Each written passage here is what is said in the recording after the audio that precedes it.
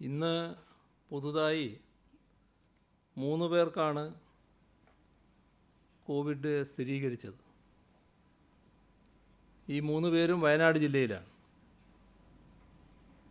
സമ്പർക്കം മൂലമാണ് 3 പേർക്കും വൈറസ് ബാധിച്ചത്. കഴിഞ്ഞ ദിവസം ചെന്നൈയിൽ പോയി വന്ന വാഹനത്തിൻ്റെ ഡ്രൈവർക്ക് രോഗം സ്ഥിരീകരിച്ചിരുന്നു. ആ ഡ്രൈവറുടെ അമ്മയും ഭാര്യയും പിന്നെ വണ്ടിയുടെ ക്ലീനറുടെ മകനും അങ്ങനെ 3 പേർക്കാണ് ഇപ്പോൾ രോഗബാധയുണ്ടായത്. അപ്പോൾ മറ്റിടങ്ങളിലൊക്കെ പോയി തിരിച്ചെത്തുമ്പോൾ പാലിക്കേണ്ട സുരക്ഷാ ക്രമീകരണങ്ങൾ അയഞ്ഞാൽ ഉണ്ടാകുന്ന അപകടത്തിൻ്റെ സൂചനയാണ് ഇത് നൽകുന്നത്. ഇന്ന് രോഗബാധയുള്ള ആരുടെയും പരിശോധനാ ഫലം നെഗറ്റീവായി വന്നിട്ടില്ല. ഇതുവരെ 502 പേർക്കാണ് നമ്മുടെ സംസ്ഥാനത്ത് രോഗം സ്ഥിരീകരിച്ചത്. ഇപ്പോൾ ആശുപത്രിയിൽ കഴിയുന്ന രോഗബാധിതരുടെ എണ്ണം 37. നിരീക്ഷണത്തിലുള്ളത് 21,342 പേര്. വീടുകളിൽ 21,034 പേര്. ആശുപത്രിയിൽ 308 പേര്. ഇന്ന് മാത്രം 86 പേരെ ആശുപത്രിയിൽ പ്രവേശിപ്പിച്ചു. ഇതുവരെ 33,800 സാമ്പിളുകളാണ് പരിശോധനയ്ക്ക് അയച്ചത്. 33,265 എണ്ണം രോഗബാധയില്ല എന്ന് ഉറപ്പാക്കിയിട്ടുണ്ട്. ഇന്ന് 1024 ടെസ്റ്റാണ് നടത്തിയത്. സെൻറ്റിനൽ സർവൈലൻസിൻ്റെ ഭാഗമായി മുൻഗണനാ ഗ്രൂപ്പിൽപ്പെട്ട 2,512 സാമ്പിളുകൾ പരിശോധിച്ചതിൽ 1,979 നെഗറ്റീവ് റിസൾട്ട് വന്നിട്ടുണ്ട്. പുതുതായി ഹോട്ട്സ്പോട്ടുകളൊന്നും ഇന്നില്ല. കണ്ണൂർ 18, കോട്ടയം 6, വയനാട് 4, കൊല്ലം 3, കാസർഗോഡ് 3, പത്തനംതിട്ട, ഇടുക്കി, പാലക്കാട് 1 വീതം. ഇങ്ങനെയാണ് ഇപ്പോൾ ചികിത്സയിലുള്ളവരുടെ എണ്ണം. 4 ജില്ലകൾ കോവിഡ് മുക്തമാണ്. വിദേശ രാജ്യങ്ങളിൽ നിന്ന് നമ്മുടെ പ്രവാസി സഹോദരങ്ങൾ നാട്ടിലേക്ക് വരാനുള്ള നടപടികൾ കേന്ദ്ര ഗവൺമെൻറ് തുടക്കം കുറിച്ചിട്ടുണ്ട്. പക്ഷേ ആളുകളുടെ എണ്ണം താരതമ്യപ്പെടുത്തിയാൽ വളരെ കുറച്ച് പേരെ മാത്രമേ ആദ്യഘട്ടത്തിൽ കൊണ്ടുവരുന്നുള്ളൂ എന്നാണ് സൂചന. കിട്ടിയ വിവരമനുസരിച്ച് കേരളത്തിലെ കൊച്ചി, കോഴിക്കോട്, തിരുവനന്തപുരം വിമാനത്താവളങ്ങളിലായി ആദ്യത്തെ 5 ദിവസം എത്തിച്ചേരുക 2,250 പേരാണ്. ഇന്ത്യ ഗവൺമെൻറ് ആകെ കേരളത്തിലേക്ക് കൊണ്ടുവരുന്നത് 80,000 പേരെയാണ് എന്നും ഒരു വിവരമുണ്ട്. പക്ഷേ അടിയന്തരമായി നാട്ടിലെത്തിക്കേണ്ടവരുടെ മുൻഗണന നാം കണക്കാക്കിയതനുസരിച്ച് 1,69,136 പേര് വരും. തിരിച്ചു വരാൻ രജിസ്റ്റർ ചെയ്തവർ 4,42,000 പേരും വരും. ഇപ്പോൾ നമ്മൾ മുൻഗണന കണക്കാക്കിയത് തൊഴിൽ നഷ്ടപ്പെട്ടവർ, തൊഴിൽ കരാർ പുതുക്കി കിട്ടാത്തവർ, ജയിൽ മോചിതർ, ഇവർക്കൊന്നും പിന്നെ അവിടെ നിൽക്കാൻ പറ്റില്ല, ഇവരെല്ലാം ഇങ്ങോട്ട് വരൽ മാത്രമേ മാർഗമുള്ളൂ. പിന്നെ ഗർഭിണികൾ, ലോക്ക്ഡൗണിൻ്റെ ഭാഗമായി മാതാപിതാക്കളിൽ നിന്നും വേറിട്ട് നിൽക്കുന്ന കുട്ടികൾ, വിസിറ്റ് വിസയിൽ പോയി കാലാവധി കഴിഞ്ഞവർ, കോഴ്സ് പൂർത്തിയാക്കിയ വിദ്യാർത്ഥികൾ, ഇവരെല്ലാം അടങ്ങുന്നതാണ് നാം തയ്യാറാക്കിയ മുൻഗണനാ ലിസ്റ്റ്. ഇത് കേന്ദ്രത്തിന് സമർപ്പിക്കുകയും ചെയ്തിരുന്നു. നമ്മുടെ ആവശ്യം ആദ്യഘട്ടത്തിൽ തന്നെ ഇവരെ ആകെ നാട്ടിലെത്തിക്കണമെന്നുള്ളതാണ്. അത് കേന്ദ്രം അനുവദിച്ചിട്ടില്ല. സംസ്ഥാനം ഔദ്യോഗിക വെബ്സൈറ്റിലൂടെ ശേഖരിച്ച വിവരങ്ങൾ കേന്ദ്ര ഗവൺമെൻറ്റിനും ബന്ധപ്പെട്ട എംബസികൾക്കും കൈമാറേണ്ടതുണ്ട്. അതിലുള്ള പ്രശ്നം, വിവരങ്ങൾ കൈമാറാനുള്ള സംവിധാനം ഇതുവരെ വിദേശ മന്ത്രാലയവും എംബസികളും ലഭ്യമാക്കിയിട്ടില്ല. ഈ കാര്യം നേരത്തെ തന്നെ ഔദ്യോഗിക തലത്തിൽ അറിയിച്ചിട്ടുള്ളതാണ്.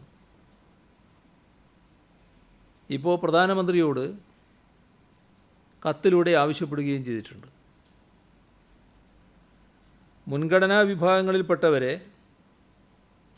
എത്രയും വേഗം സുരക്ഷാ മാനദണ്ഡങ്ങൾ പാലിച്ച് നാട്ടിലെത്തിക്കണമെന്നാണ് കേന്ദ്ര ഗവൺമെൻറ്റിനോട് ആവശ്യപ്പെടാനുള്ളത്. കേരളത്തിൽ 4 അന്താരാഷ്ട്ര വിമാനത്താവളങ്ങളാണുള്ളത്. ഈ 4 വിമാനത്താവളങ്ങൾ വഴിയും പ്രവാസികളെ കൊണ്ടുവരാനുള്ള സജ്ജീകരണമാണ് ഒരുക്കിയത്. പക്ഷേ കണ്ണൂർ വിമാനത്താവളത്തെ അതിൽ നിന്ന് ഒഴിവാക്കിയിരിക്കുകയാണ്. അതിൻ്റെ കാരണം വ്യക്തമാക്കിയിട്ടുമില്ല. കണ്ണൂർ വിമാനത്താവളം വഴി നാട്ടിലെത്തേണ്ട ആയിരക്കണക്കിന് ആളുകളുണ്ട്. രജിസ്റ്റർ ചെയ്ത കേരളീയരിൽ 69,179 പേർ കണ്ണൂരിൽ ഇറങ്ങണമെന്നാണ് താൽപ്പര്യപ്പെട്ടിട്ടുള്ളത്. ഈ ലോക്ക്ഡൗണിൻ്റെ കാലത്ത് മറ്റിടങ്ങളിൽ ഇറങ്ങിയാൽ അവരുടെ യാത്രയിലും മറ്റുമുണ്ടാകുന്ന ബുദ്ധിമുട്ട് ഊഹിക്കാവുന്നതാണ്. ഈ കാര്യവും പ്രധാനമന്ത്രിക്ക് അയച്ച കത്തിൽ വിശദമായി ചൂണ്ടിക്കാണിച്ചു. കേന്ദ്ര ഗവൺമെൻറ് അറിയിച്ചതനുസരിച്ച് കൊറോണ വൈറസ് ബാധിച്ചിട്ടുണ്ടോ എന്ന പരിശോധന നടത്താതെയാണ് വിദേശ രാജ്യങ്ങളിൽ നിന്ന് വിമാനത്തിൽ ആളുകളെ എത്തിക്കുന്നത്. ഇത് വലിയ അപകടം സൃഷ്ടിക്കുന്ന രീതിയാണ്. ഒരു വിമാനത്തിൽ 200ഓളം പേരാണ് ഉണ്ടാവുക. അതിൽ 1-2 പേർക്ക് വൈറസ് ബാധയുണ്ടെങ്കിൽ യാത്രക്കാർ മുഴുവൻ പ്രശ്നത്തിലാകും. രാജ്യത്താകെ രോഗവ്യാപനത്തിന് ഇടയാക്കും. ഇത് രാജ്യത്താകെ വരുന്ന വിമാനങ്ങൾക്ക് ബാധകമായിട്ടുള്ള കാര്യമാണ്. കേരളത്തിൽ മാത്രമല്ല, എല്ലായിടങ്ങളിലും രോഗവ്യാപന സാധ്യത ഇത് വർദ്ധിപ്പിക്കുകയാണ് ചെയ്യുക. കേരളം പ്രവാസികളെ തിരിച്ചെത്തിക്കാൻ ചിട്ടയോടുകൂടിയ പദ്ധതിയാണ് ആവിഷ്കരിച്ചിട്ടുള്ളത്. എന്നാൽ അതിൽ ശ്രദ്ധിക്കേണ്ടത് ലോകവ്യാപകമായി അംഗീകരിക്കപ്പെട്ട സുരക്ഷാ മാനദണ്ഡങ്ങളുണ്ട്. ആ സുരക്ഷാ മാനദണ്ഡങ്ങളിൽ ഒരിളവും വരുത്തുന്നത് ശരിയല്ല, അത് അനുവദിക്കാനുമാവില്ല. വിദേശങ്ങളിൽ നിന്ന് നമ്മുടെ സഹോദരങ്ങൾ ഇവിടെ എത്തേണ്ടത് പ്രധാനമാണ്. എന്നാൽ ആളുകൾ വരുമ്പോൾ കോവിഡ് വ്യാപനം തടയുക എന്ന പ്രധാന ലക്ഷ്യത്തിൽ നിന്ന് വ്യതിചലിക്കാൻ പറ്റില്ല. ലോകം അംഗീകരിച്ച ആരോഗ്യ സുരക്ഷാ മാനദണ്ഡങ്ങൾ ലംഘിക്കപ്പെടുന്നത് ദൗർഭാഗ്യകരമാണ്. അതുകൊണ്ട് പ്രത്യേക വിമാനങ്ങളിൽ തിരിച്ചെത്തിക്കുന്നവരെ യാത്ര തിരിക്കും മുൻപ് തന്നെ പരിശോധന നടത്തണമെന്ന് കത്തിലൂടെ പ്രധാനമന്ത്രിയോട് ആവശ്യപ്പെട്ടു. ഇപ്പോൾ പ്രഖ്യാപിച്ച രീതിയിൽ വിമാനങ്ങൾ വന്നാൽ നേരത്തെ പറഞ്ഞതുപോലെ ആരെയും നേരെ വീടുകളിലേക്ക് അയക്കാൻ കഴിയില്ല. ചുരുങ്ങിയത് 7 ദിവസം ക്വാറൻറ്റൈൻ വേണ്ടി വരും. എല്ലാവരും വിമാനത്തിൽ ആരൊക്കെ വരുന്നോ അവർ മുഴുവൻ സർക്കാർ ഒരുക്കുന്ന ക്വാറൻറ്റൈനിൽ കഴിയണം. 7-ാം ദിവസമാണ് അവരുടെ കാര്യത്തിൽ PCR ടെസ്റ്റ് നടത്തുക. ആ ടെസ്റ്റിൽ നെഗറ്റീവായവരെ വീടുകളിലേക്ക് അയക്കും. PCR ടെസ്റ്റിൻ്റെ ഫലം പിറ്റേന്ന് തന്നെ കിട്ടും. പോസിറ്റീവായി ഫലം വന്നാൽ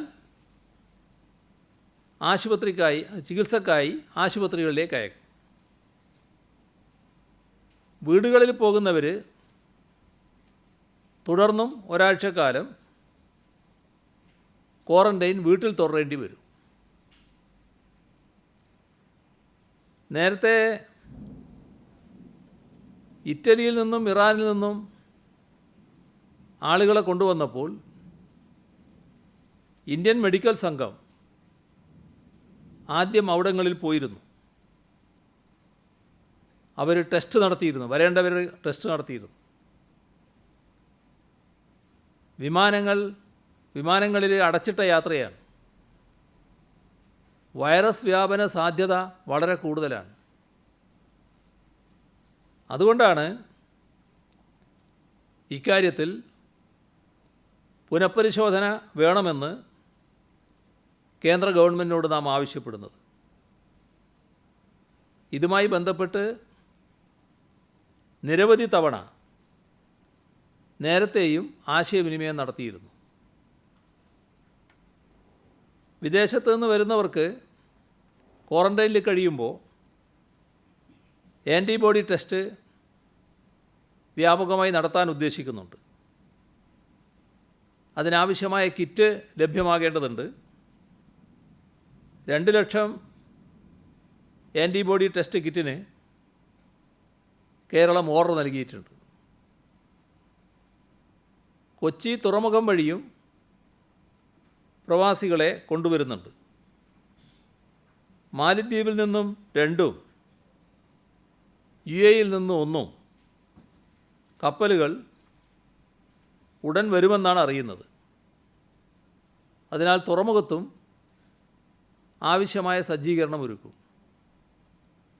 ഇത് സംബന്ധിച്ച് കൊച്ചി തുറമുഖ ട്രസ്റ്റുമായി ബന്ധപ്പെട്ട് ആവശ്യമായ ക്രമീകരണങ്ങൾ ഏർപ്പെടുത്തുന്നുണ്ട്. നാവികസേന അധികൃതരുമായി ചീഫ് സെക്രട്ടറി ഇക്കാര്യം സംസാരിച്ചിട്ടുമുണ്ട്. ഇങ്ങനെ കൊണ്ടുവരുന്നവരുടെ കൂട്ടത്തിൽ മറ്റ് സംസ്ഥാനക്കാരും ഉണ്ടായേക്കാം. അങ്ങനെയുണ്ടെങ്കിൽ അവരെ ബന്ധപ്പെട്ട സംസ്ഥാനങ്ങളിലേക്ക് അയക്കും. വിമാനത്താവളങ്ങളോടനുബന്ധിച്ചുള്ള ക്വാറന്റൈൻ കേന്ദ്രങ്ങളിൽ മാത്രമല്ല വിദേശത്തു നിന്നെത്തുന്നവരെ താമസിപ്പിക്കുക. അവരുടെ സ്വന്തം പ്രദേശങ്ങൾക്കടുത്തുള്ള ക്വാറന്റൈൻ കേന്ദ്രങ്ങൾ ഇതിനായി ഉപയോഗിക്കും. സ്വന്തം പ്രദേശം എന്ന് പറഞ്ഞാൽ അവരുടെ ജില്ല, ആ ജില്ലയിലെ ക്വാറന്റൈൻ കേന്ദ്രങ്ങൾ ഇതിനായി ഉപയോഗിക്കും. സംസ്ഥാനത്ത് എല്ലാ ജില്ലകളിലും ഇത്തരം സൗകര്യങ്ങളുള്ള 2.5 ലക്ഷം കിടക്കകൾക്കുള്ള സൗകര്യം കണ്ടെത്തിയിട്ടുണ്ട്. അതിൽ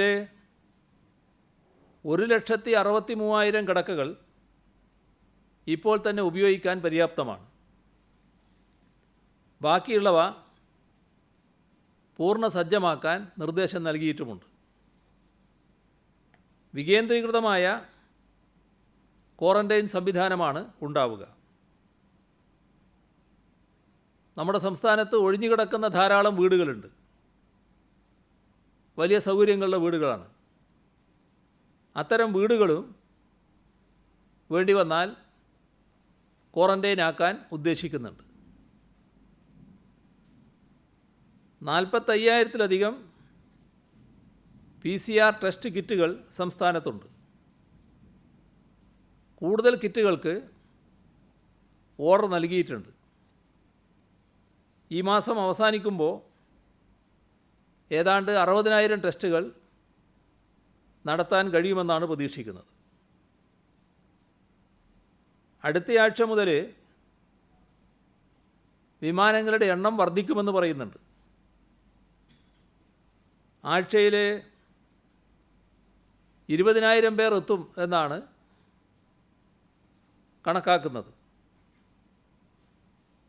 അവരെയെല്ലാം പരിശോധിക്കാനും ക്വാറന്റൈൻ ചെയ്യാനുമുള്ള ദൗത്യമാണ് സർക്കാർ ഏറ്റെടുക്കുന്നത്. ഇതോടൊപ്പം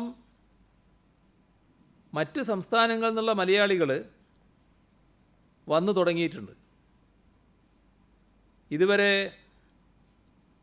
1,80,540 പേരാണ് നോർക്ക വഴി രജിസ്റ്റർ ചെയ്തത്. ഇതിൽ 25,410 പേർക്ക് പാസ് നൽകി. അവരിൽ 3,363 പേർ തിരിച്ചെത്തിയിട്ടുണ്ട്. ഇതിൽ ശ്രദ്ധിക്കേണ്ട ഒരു കാര്യമുണ്ട്. നമ്മുടെ രാജ്യത്ത് രോഗബാധ തീവ്രമായ ചില പ്രദേശങ്ങളുണ്ട്.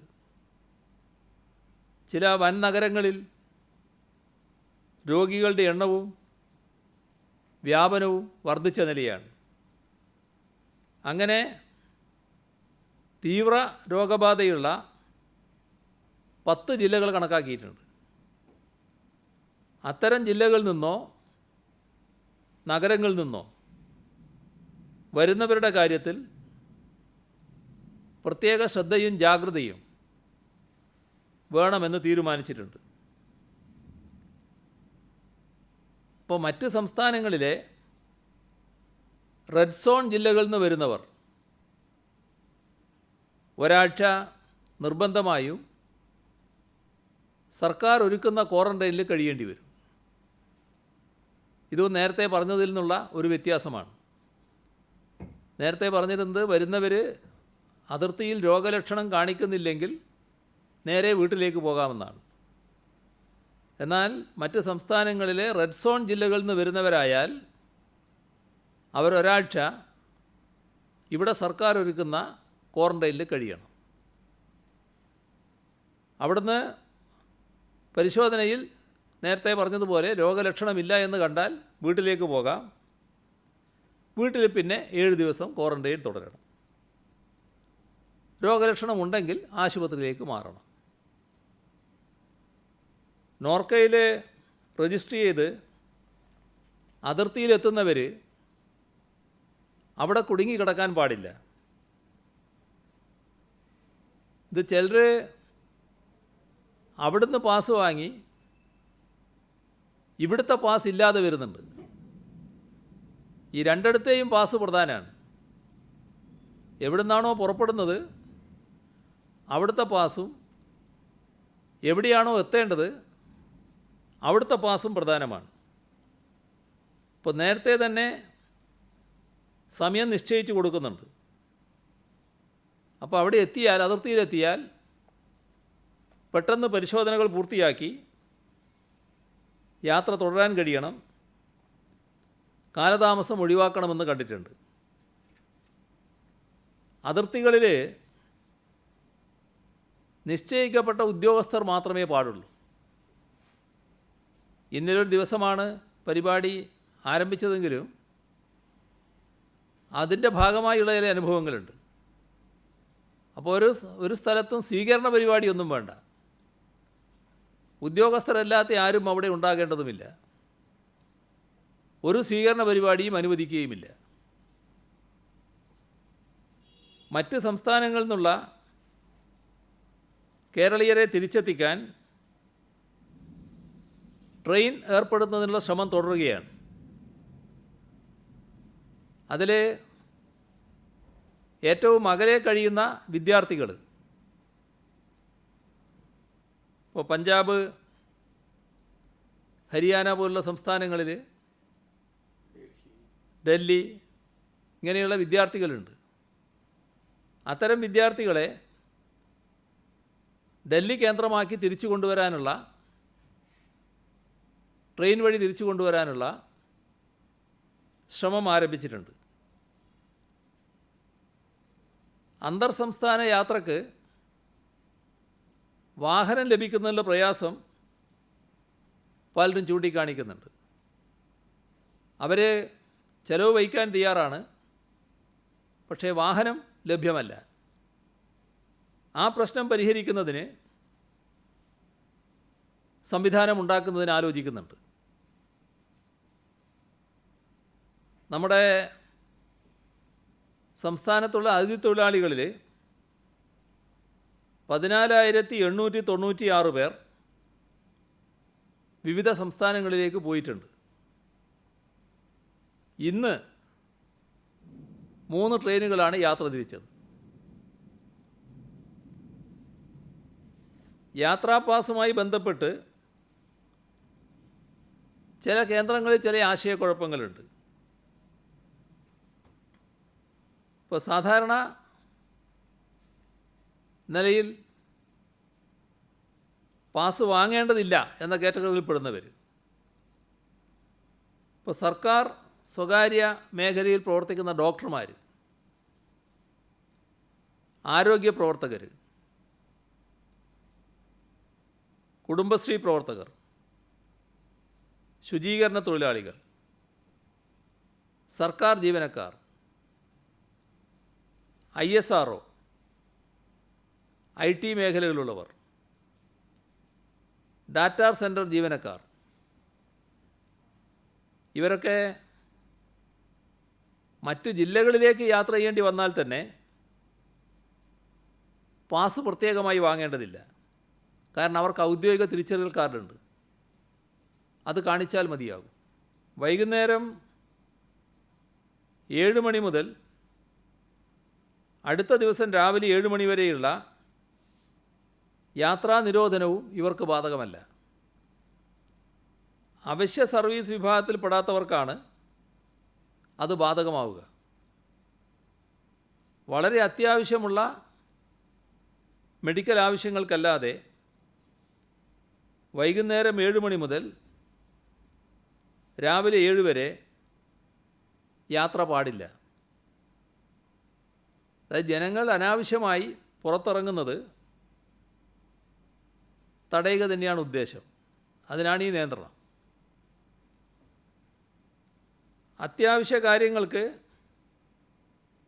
സഞ്ചരിക്കാനാണ് പോലീസ് പാസ് സംവിധാനം. ഹോട്ട്സ്പോട്ട് മേഖലകളിലേക്ക്, ഇപ്പോഴത്തെ കണ്ടെയ്ൻമെൻറ്റ് സോൺ, ആ മേഖലകളിലേക്ക് പോലീസ് പാസ് നൽകില്ല. എല്ലാ ദിവസവും ജില്ല വിട്ടുപോയി വരുന്നതിന് പാസ് ലഭിക്കില്ല. ജില്ലാന്തര യാത്രകൾക്ക് തടസ്സമില്ല. നേരത്തെ തന്നെ അത് വ്യക്തമാക്കിയിട്ടുണ്ട്. താമസിക്കുന്ന പോലീസ് സ്റ്റേഷൻ അതിർത്തി എവിടെയാണോ ആ പോലീസ് സ്റ്റേഷനിൽ അപേക്ഷ കൊടുത്താൽ ആവശ്യമായ പാസ് ലഭിക്കും. സംസ്ഥാനത്ത് നിർമ്മാണ പ്രവർത്തനങ്ങൾക്ക് അനുമതി നൽകിയിട്ടുണ്ട്. എന്നാൽ പല സാധനങ്ങൾക്കും അമിത വില ഈടാക്കുന്നുണ്ട് എന്നാണ് പരാതി. നേരത്തെ കയ്യിലുള്ള സ്റ്റോക്കാണ് ഇപ്പോൾ വിൽക്കുന്നത്.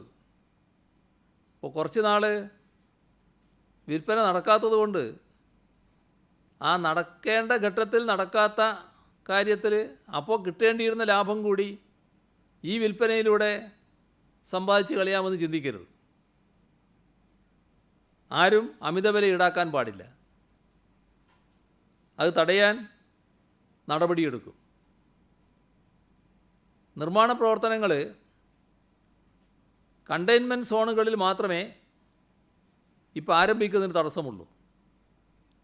മറ്റെല്ലായിടങ്ങളിലും നേരത്തെ പ്രഖ്യാപിച്ച നിർമ്മാണ പ്രവർത്തനങ്ങൾ തുടരാം. മുടങ്ങിക്കിടക്കുന്ന നിർമ്മാണ പ്രവർത്തനങ്ങളുണ്ട്. അത്തരം കാര്യങ്ങൾക്ക് ബന്ധപ്പെട്ട അനുവാദം നൽകണം.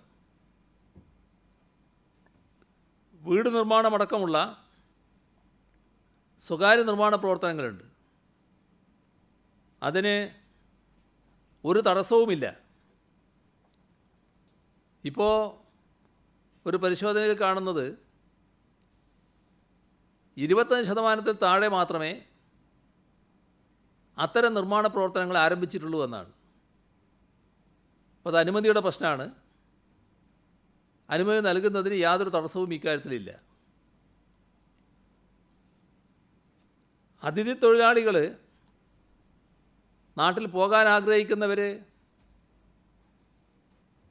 അവരെ നാട്ടിലേക്ക് എത്തിക്കുന്നതിനുള്ള നടപടി തന്നെയാണ് ഇവിടെ തുറന്നു വരുന്നത്.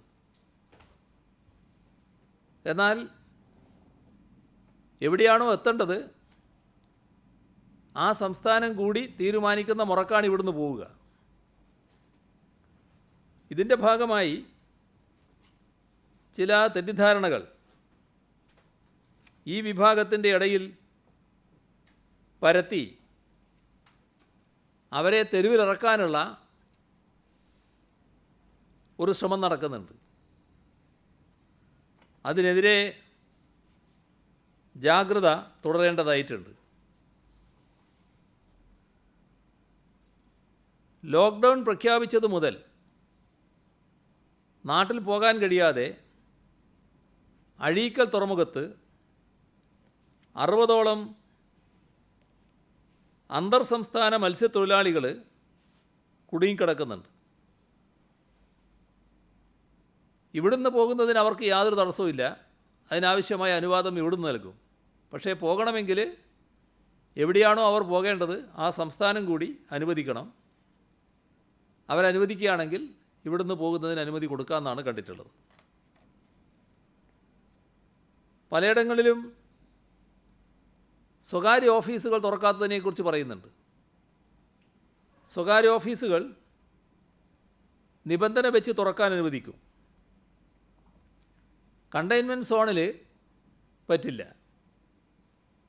അതല്ലാത്തടത്ത് നിശ്ചിത എണ്ണം ആളുകളെ വെച്ച് തുറക്കാനുള്ള അനുമതി നൽകാനാണ് ഉദ്ദേശിക്കുന്നത്. വാഹനങ്ങളുടെ കാര്യത്തിൽ ഒറ്റ ഇരട്ട നമ്പർ നിങ്ങളെല്ലാവരും ചോദിക്കുന്ന കാര്യമാണല്ലോ.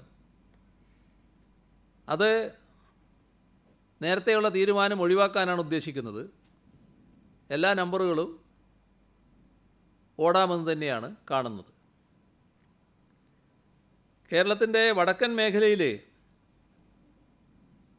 ചെങ്കല്ല് നിർമ്മാണ മേഖലയ്ക്ക് ആവശ്യമുള്ള കാര്യമാണ്. ഇതിൽ ചെങ്കൽ വെട്ടുന്നതിന് നിയന്ത്രണം ഈ ഘട്ടത്തിൽ ഒഴിവാക്കുകയാണ്. സംസ്ഥാനം വിട്ടുള്ള യാത്രക്ക് പുറപ്പെടുന്ന സംസ്ഥാനത്തിൻ്റെയും എത്തിച്ചേരുന്ന സംസ്ഥാനത്തിൻ്റെയും പാസ്സാണ് നിർബന്ധമായി വേണ്ടത്. അപ്പോൾ ചില കാര്യങ്ങൾ അതിനിടയിൽ വരുന്ന സംസ്ഥാനങ്ങളുണ്ടാവും. അവരുടെ പാസ് വാങ്ങൽ ഈ ആളുകൾക്ക് വിഷമായിരിക്കും. അത് അപ്രായോഗികമാണ്.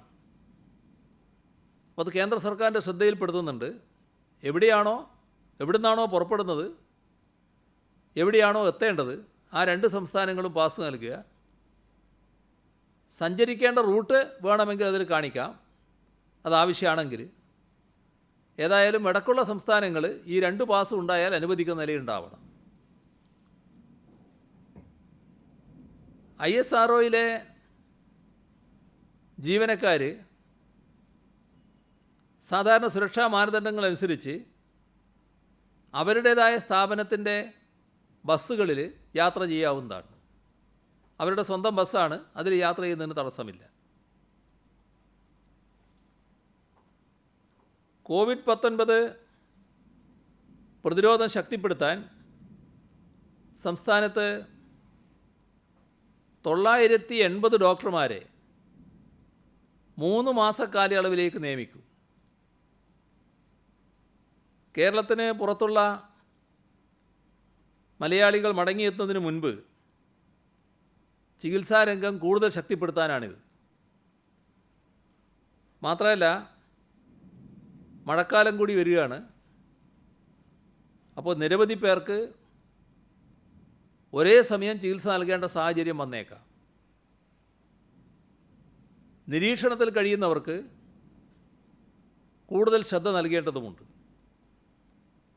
അപ്പോൾ അതിനെല്ലാം ആശുപത്രികളെ ശക്തിപ്പെടുത്തണം. പ്രാഥമിക ആരോഗ്യ കേന്ദ്രങ്ങളിലും സാമൂഹ്യ ആരോഗ്യ കേന്ദ്രങ്ങളിലും താൽക്കാലിക നിയമനം ഇതിൻ്റെ ഭാഗമായാണ് നടത്തുന്നത്. നമ്മുടെ ആരോഗ്യ സംവിധാനത്തിൻ്റെ മികവിൽ സ്വകാര്യ ആശുപത്രികൾ വഹിക്കുന്ന പങ്ക് വളരെ വലുതാണ്. ഇന്ന് ആരോഗ്യ മേഖലയാകെ കേന്ദ്രീകരിച്ചിട്ടുള്ളത് കോവിഡ് പ്രതിരോധത്തിലാണ്. ഇനിയുള്ള ദിവസങ്ങൾ കൂടുതൽ വലിയ വെല്ലുവിളികളാണ് നമുക്ക് ഏറ്റെടുക്കാനുള്ളത്. അതിൽ സ്വകാര്യ ആശുപത്രികളുടെയും ആ മേഖലയിലുള്ളവരുടെയും സഹകരണം ഏറ്റവും പ്രധാനമാണ്. ഇന്ന് സ്വകാര്യ മേഖലയിലെ ആശുപത്രി മാനേജ്മെൻറ്റുകളുമായി ഒരു വീഡിയോ കോൺഫറൻസ് നടത്തുകയുണ്ടായി. ഇതിനുള്ള പദ്ധതിയാണ് അതിൽ ചർച്ച ചെയ്തത്. രാജ്യത്തിന് പുറത്തു നിന്നും അകത്തു നിന്നും മലയാളികൾ വരികയാണ്. രോഗപ്രതിരോധത്തിന് കൂടുതൽ സൗകര്യം വേണ്ടിവരും. സർക്കാർ മേഖലയും സ്വകാര്യ മേഖലയും ഒന്നിച്ചു നിന്ന് പ്രവർത്തിക്കേണ്ട ഘട്ടമാണിത്. നേരത്തെ തന്നെ പല സ്വകാര്യ ആശുപത്രികളും അവരുടെ സൗകര്യം പൊതുകാര്യത്തിനായി വിട്ടു നൽകാമെന്ന് അറിയിച്ചിട്ടുണ്ട്. അപ്പോൾ സർക്കാർ സ്വകാര്യ മേഖലകളിലെ ഡോക്ടർമാർ ഒരുമിച്ച് പ്രതിരോധ പ്രവർത്തനങ്ങൾ ഏർപ്പെടുന്ന രീതി വരണം. ശരിയായ ഏകോപനത്തോടെ വികേന്ദ്രീകൃത രീതിയിലാണ് ഇക്കാര്യങ്ങൾ മുന്നോട്ട് പോകേണ്ടത്. ഇതിന് പഞ്ചായത്ത് അടിസ്ഥാനത്തിൽ തന്നെ മോണിറ്ററിംഗ് സംവിധാനം വേണം. ഡോക്ടർമാർ, നഴ്സുമാർ, പാരാമെഡിക്കൽ സ്റ്റാഫ് എല്ലാം ചേർന്നുള്ളൊരു സംയുക്ത നീക്കമാണ് ഉദ്ദേശിക്കുന്നത്. പ്രായമായവർ, മറ്റ് വിവിധ രോഗങ്ങൾ ബാധിച്ചവർ, വിദേശത്തു നിന്നും രാജ്യത്ത് സംസ്ഥാനത്തിന് പുറത്തു നിന്നും വന്നവർ, ഇങ്ങനെയുള്ളവരുമായൊക്കെ ഡോക്ടർമാർക്ക് സംവദിക്കാൻ ടെലിമെഡിസിൻ സംവിധാനം ഉറപ്പുവരുത്തും. ഈ സംവിധാനത്തിലേക്ക് വരാൻ തയ്യാറാകുന്ന ഡോക്ടർമാരുടെ ലിസ്റ്റ് പഞ്ചായത്ത് അടിസ്ഥാനത്തിൽ തയ്യാറായിരിക്കും. നേരത്തെ പറഞ്ഞതാണ്, രോഗിയെ ഡോക്ടർക്ക് കാണണമെങ്കിൽ അതിനുള്ള സംവിധാനവും ഏർപ്പെടുത്തും. വികേന്ദ്രീകൃതമായ ഈ സംവിധാനം ഫലപ്രദമാക്കാൻ സ്വകാര്യ ആശുപത്രികളുടെ സഹകരണം അഭ്യർത്ഥിച്ചു.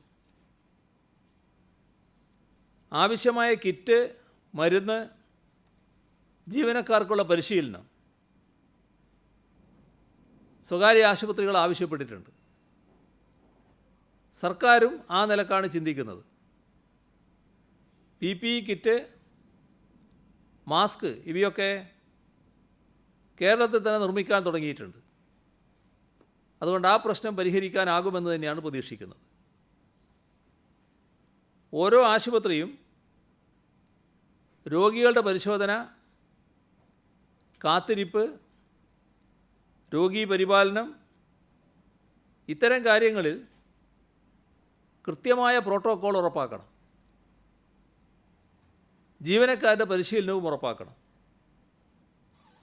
എല്ലാ ചികിത്സാ രീതികളും മിതമായ നിരക്കിൽ ഏകീകരിക്കണം. അടുത്ത 3-4 മാസത്തെ നിലവെച്ച് പ്രതീക്ഷിക്കാവുന്ന അധിക ചികിത്സാഭാരം വെച്ച് PPE kit, N95 mask, oxygen cylinder, മറ്റ് മെഡിക്കൽ ഉപകരണങ്ങൾ തുടങ്ങിയവ പരമാവധി കരുതി വെക്കണം. സർക്കാരിൻ്റെ കോവിഡ് പ്രതിരോധ പ്രവർത്തനങ്ങൾക്ക് പൂർണ്ണ സഹകരണമുണ്ടെന്നും ഒപ്പമുണ്ടെന്നും സ്വകാര്യ ആശുപത്രി അധികൃതരെല്ലാം അറിയിക്കുകയുണ്ടായി. ഈ ഘട്ടത്തിൽ ലഭിച്ച ചില സഹായങ്ങൾ പാരിപ്പള്ളി ഗവൺമെൻറ് മെഡിക്കൽ കോളേജിലെ കോവിഡ് ചികിത്സയ്ക്ക് വേണ്ടി KMML 50 ലക്ഷം രൂപ സഹായം കൈമാറി. അവർ നേരത്തെ 2 കോടി രൂപ ദുരിതാശ്വാസ നിധിയിലേക്ക് കൈമാറുകയും ചെയ്തിരുന്നു. All Kerala school teachers union ആരോഗ്യ പ്രവർത്തകർക്ക് 1000 PPE കിറ്റിന് 5 ലക്ഷം രൂപ, സ്കൂൾ കുട്ടികൾക്ക് 1 ലക്ഷം mask, happy kids apparels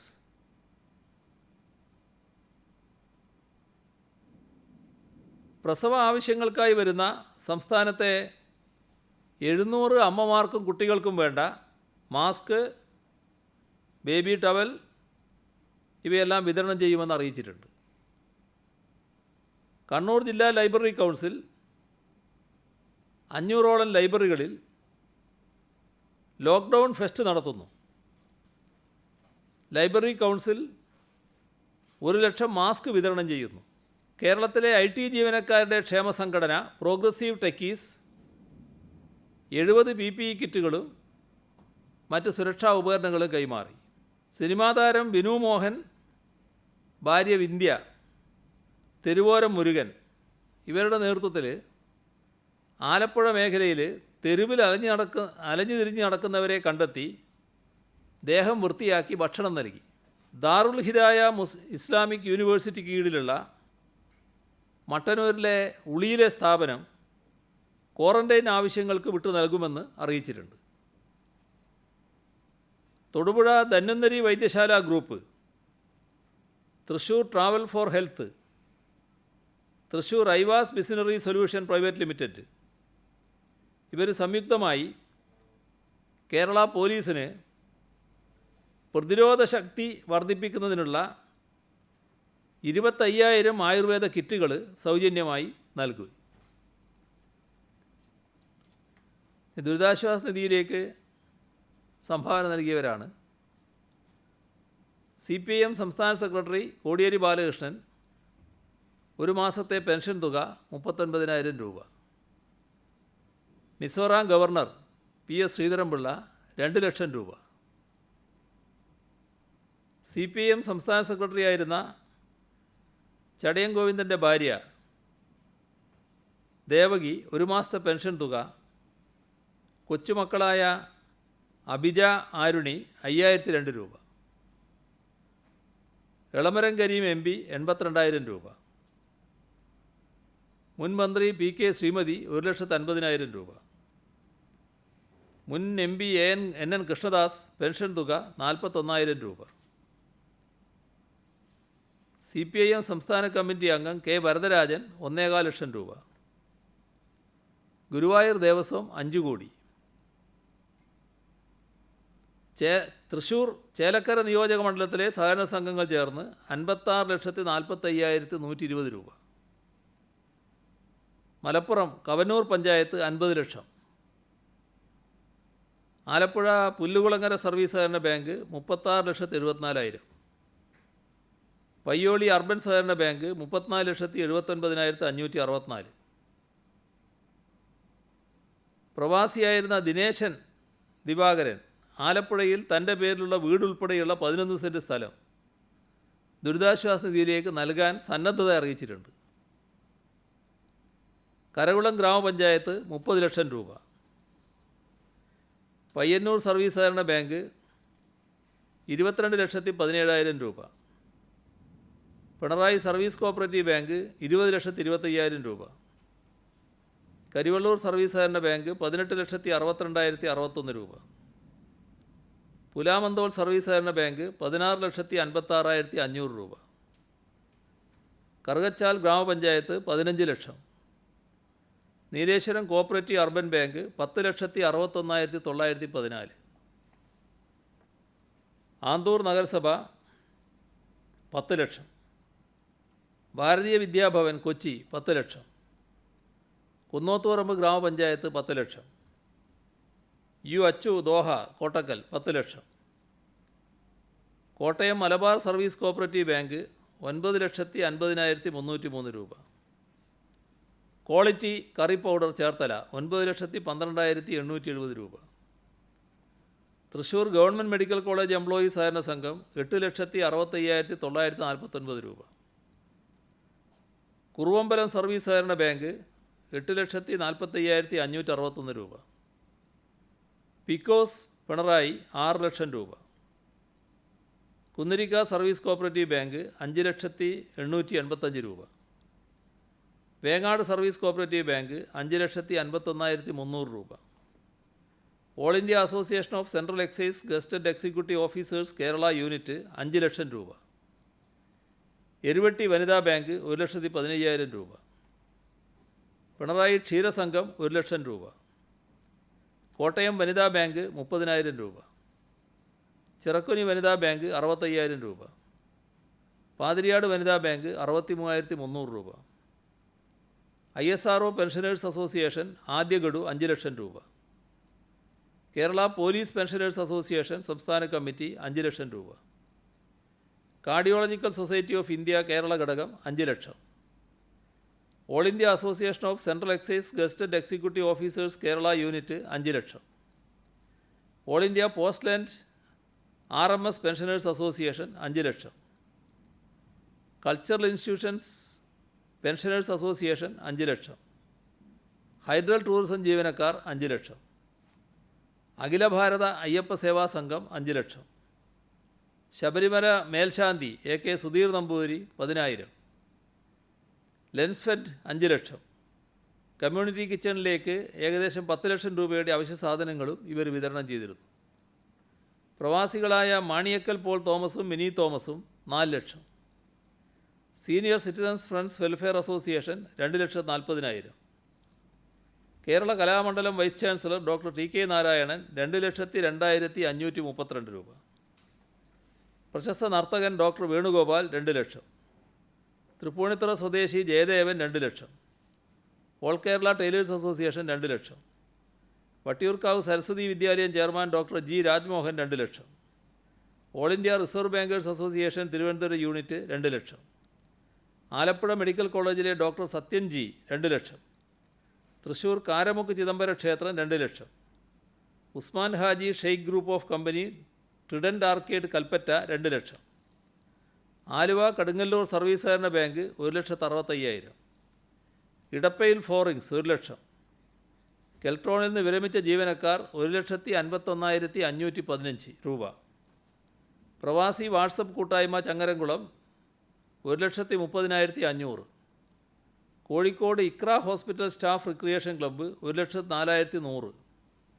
Karulai ഉള്ളിയിൽ ഗവൺമെൻറ് UP സ്കൂൾ അധ്യാപകൻ TK ശ്രീകുമാറും ഭാര്യ Karulai KM higher secondary school principal ലാജിയും 1,20,000 രൂപ. KV നാരായണമാരാർ പള്ളിക്കുന്ന് ഒരു മാസത്തെ പെൻഷൻ തുകയ്ക്ക് പുറമെ 1,00,000 രൂപ. റീജിയണൽ ക്യാൻസർ സെൻ്ററിലെ സർജറി വിഭാഗത്തിലെ additional professor doctor K Chandramohan, ഭാര്യ ദേവി മോഹൻ എന്നിവർ ചേർന്ന് 1,00,000. സർവീസ് പെൻഷനറായ പട്ടത്താനം നഗർ 71 പ്രൊഫസർ S ഷാനവാസ് 1,00,000. മുൻ ലേബർ കമ്മീഷണറും തിരുവനന്തപുരം ജില്ലാ കളക്ടറുമായ retired IAS officer S Srinivasan 1,00,000. Thrissur Paringottukara Kanadikkavu മഠാധിപതി Vishnu Bharatiya Swami 1,00,000. Pattoor saint Ignatius Knanaya Syrian church 1,00,000. Aikyamala Ariya Mahasabha 1,00,000. Ernakulam Viveka Chandrika Sabha 1,00,000.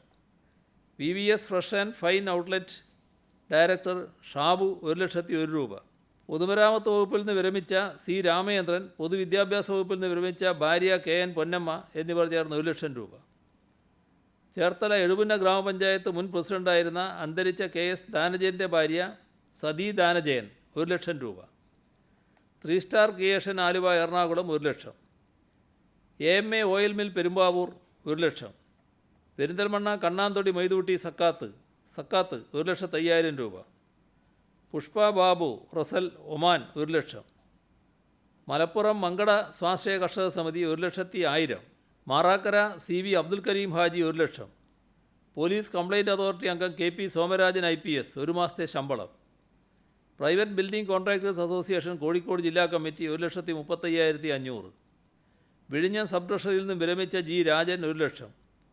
Velliyoor captain Lakshmi charitable trust 1,00,000. Kottayam Ilakkad saint Mary's പള്ളി വികാരി father Paul Chalaveettil Jesus fans trust chairman Biju പാലായിൽ എന്നിവരുടെ നേതൃത്വത്തിൽ സമാഹരിച്ചത് 1,00,000. മസ്കറ്റ് സലാലയിൽ ജോലി ചെയ്യുന്ന കൂടാളിയിലെ MB ഷംസുദ്ദീൻ 1,00,000. സമഗ്ര ശിക്ഷ കണ്ണൂർ ജില്ലാ project coordinator TP വേണുഗോപാലിന് 1,00,000. Kasaragod government college പൂർവ്വ വിദ്യാർത്ഥി കൂട്ടായ്മ 1,50,000 രൂപ. ഒപ്പരം യൂറോപ്പിലെ മാൾട്ട യുവധാര സാംസ്കാരിക വേദി 1,00,000. കേപ്പ് ഡയറക്ടർ R ശശികുമാർ 1,04,14 രൂപ. AG's office audit and accounts association convener R Krishnakumar 1,00,000. അദ്ദേഹത്തിൻ്റെ ഭാര്യ കേരള കോപ്പറേറ്റീവ് ഓംബുഡ്സ്മാൻ ജീന ജോസ് 75,000 രൂപ. മകൾ അശ്വതി കൃഷ്ണകുമാർ സ്വന്തം പെയിൻറ്റിംഗ് വിറ്റ് കിട്ടിയ 5,000 രൂപ. തിരുവനന്തപുരം എഞ്ചിനീയറിംഗ് കോളേജ് എംപ്ലോയീസ് സഹകരണ സംഘം 1,49,543. Thrissur Moorkkanikkara TR Govindankutty foundation 1,11,111. Kerala government dental officers forum 1,00,000. Kandoth Srikurumba Bhagavathi ക്ഷേത്രം 1,00,000. നെന്മാറ തേവർമണി തെക്കേത്തറ വീട്ടിൽ മാധവിയമ്മ ഒരു സ്വർണ്ണവള. മലപ്പുറം മങ്കട സ്വാശ്രയ കർഷക സമിതി 1,01,000 രൂപ. കൊട്ടാരക്കരയിലെ ഹോട്ടൽ ഉടമ വിജയൻ 1,00,000. കോട്ടയം ചങ്ങനാശ്ശേരിയിലെ ബിസ്മി ലോട്ടറി ഏജൻസി ഉടമ TA ബൈജു പണം കൊടുത്ത് ജനങ്ങളിൽ നിന്ന് വാങ്ങിയ 1,00,000 രൂപയുടെ സമ്മാനാർഹമായ ലോട്ടറി ടിക്കറ്റുകൾ. K Chandrasekhara Babu retired IAS 50,000 രൂപ. ഇനി കുട്ടികളുടെ സംഭാവനയുണ്ട്. കുട്ടികളുടെ പേര് പറയാതിരുന്നാലൊരു മോശമാണല്ലോ. മഞ്ചേരി 7ാം ക്ലാസ് വിദ്യാർത്ഥിനി അനാമിക തൻ്റെ കമ്മൽ ദുരിതാശ്വാസ നിധിയിലേക്ക്. കൊട്ടാരക്കര ഭവാനി കലാവേദിയിലെ കുട്ടികൾ 15,001. അബുദാബി ഇന്ത്യൻ സ്കൂൾ വിദ്യാർത്ഥിനികളായ ഗായത്രി സലീഷ്, ഹിരണ്യ സലീഷ് 10,000. മലപ്പുറം തിരൂരങ്ങാടിയിലെ മിഷാൽ മുഹമ്മദ് ഭിന്നശേഷി പെൻഷനിൽ നിന്നും 10,000. പാലാ അന്തിനാട് ആകാശ് കൃഷ്ണ, ആര്യൻ കൃഷ്ണ, അക്ഷര 10,000. വട്ടിയൂർക്കാവ് സരസ്വതി വിദ്യാലയത്തിലെ വിദ്യാർത്ഥി കാരുണ്യ കൂട്ടായ്മ പ്രതിമാസം 10,000 രൂപ വീതം ഈ അധ്യയന വർഷം മുഴുവൻ നൽകാൻ തീരുമാനിച്ചിട്ടുണ്ട്. ആദ്യ ഗഡു കൈമാറി. പോത്തങ്കോട് കുളപ്പാറ ഐശ്വര്യയിൽ ദക്ഷിണ VS ലാലും വിഷ്ണു VS ലാലും 9,250. കാസർഗോഡ് അജാനൂർ ഫഫ മറിയം 6,000. വെള്ളായണി കുഴിവിള ഗൗരീശങ്കരത്തിൽ ആദിത്യൻ അനന്തിക 6,004 രൂപ. Kanichukulangara VNSS S N. Trust central school Devanarayanan Devasree Suresh 5500. Valappad Bharatiya Vidyabhavan സ്കൂളിലെ 10ാം ക്ലാസ് വിദ്യാർത്ഥിനി നതാഷ പത്മ 8200. കരുനാഗപ്പള്ളി ഇടക്കുളങ്ങര അശ്വതിയിൽ ശ്രീനിഷ 5000. പയ്യന്നൂർ കണ്ടോത്ത് സിവിൽ പോലീസ് ഓഫീസറായിരുന്ന മൈച്ച രവീന്ദ്രൻ്റെ മക്കൾ അമൽ അനൽ 5000. പിണറായിലെ ഷഹിൻഷാ സ്കോളർഷിപ്പ് തുക 4000 രൂപ. Neerkunnam SDV government UP school ലഹരിവിരുദ്ധ കൂട്ടായ്മ തണൽ 3945. സനികദേവ് കോഴിക്കോട് പ്രസൻറ്റേഷൻ 3000 രൂപ. മുംബൈയിൽ താമസിക്കുന്ന മലയാളി 8ാം ക്ലാസ്സുകാരി പ്രിയാഞ്ചി ബി ഷാ 3001 രൂപ. തൃശ്ശൂർ ചാഴൂരിലെ ചുള്ളിപ്പറമ്പിൽ സജീവൻ മകൻ സൗരവ് 2 മാസത്തെ ഭിന്നശേഷി പെൻഷൻ. രാമന്തളി ബെഡ്സ് സ്കൂൾ വിദ്യാർത്ഥി ഹരികൃഷ്ണൻ 1500 രൂപ. കാഞ്ഞിരപ്പള്ളി അടകുന്നം മേരി മാതാ പബ്ലിക് സ്കൂൾ 2ാം ക്ലാസ് വിദ്യാർത്ഥി ശ്രീദേവസ് ചാലിൽ 1030 രൂപ. അലിന Robert Vazhuthacaud Carmel girls HSS 500 രൂപ. തമന്ന നസീർ ശ്രീകാര്യ 478. അരുണാചൽ പ്രദേശിൽ താമസിക്കുന്ന മലയാളികൾ ഹേമന്ത് കൃതാർത്ഥ് 430.